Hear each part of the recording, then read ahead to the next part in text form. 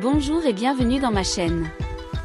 Vous avez sûrement entendu parler du PEA, et vous vous demandez à quoi correspond cet acronyme? Eh bien, sachez que vous êtes au bon endroit, car je vais tout vous expliquer.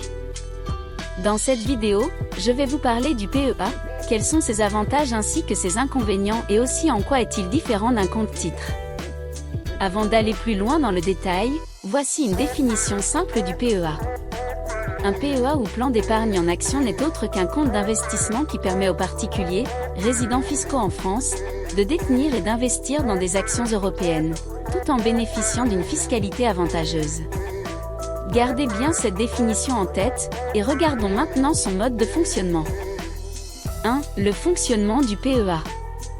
Comme expliqué dans la définition, seules les personnes majeures, domiciliées fiscalement en France, sont autorisées à ouvrir un plan d'épargne en action.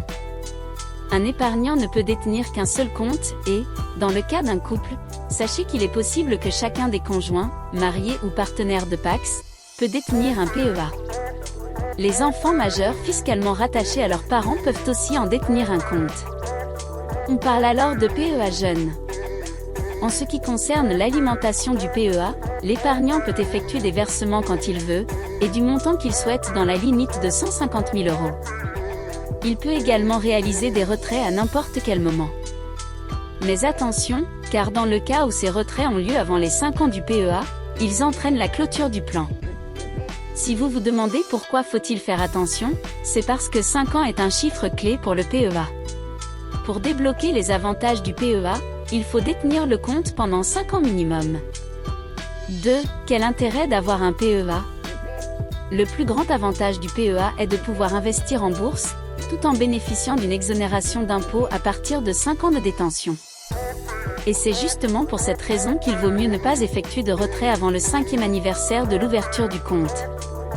3. Quelle est la fiscalité du PEA? Comme expliqué dans le point précédent, la fiscalité du PEA est son plus grand avantage, car les dividendes et les plus-values issues des retraits sont imposés à 12,8% si le PEA a été ouvert depuis moins de 5 ans, auxquels viennent s'ajouter les prélèvements sociaux au taux de 17,2%, ce qui fait un total de 30%. En revanche, à partir de 5 ans de détention, ils sont exonérés d'impôt sur le revenu, et les gains ne sont assujettis qu'aux prélèvements sociaux, et donc seulement au taux de 17,2%. 4. PEA et compte-titre. Quelle est la différence? Le PEA est investi uniquement dans des actions d'entreprises françaises et européennes. En revanche, comme vous l'avez bien compris, il offre une exonération fiscale au bout de 5 ans de détention. Alors que le compte-titre peut loger des actions d'entreprises du monde entier, mais ne propose aucun avantage fiscal. C'est-à-dire, les revenus générés sont imposés sur la base d'un forfait unique de 30%. 12,8% d'impôt sur le revenu, et 17,2% de prélèvements sociaux. 5. Comment investir dans un PEA?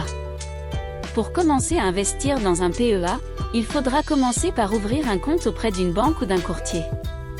Il est également possible de souscrire à un PEA auprès d'un assureur.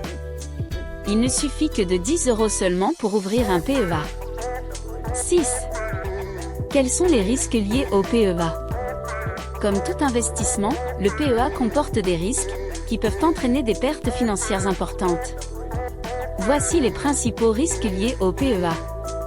1. Risque de perte en capital. Les actions achetées dans un PEA sont soumises à des fluctuations de marché et peuvent entraîner des pertes financières si leur valeur diminue. 2.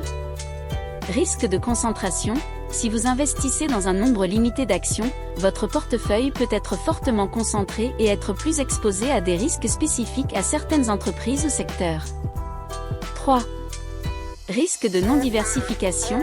Il est important de diversifier votre portefeuille pour réduire les risques associés à une entreprise ou à un secteur spécifique.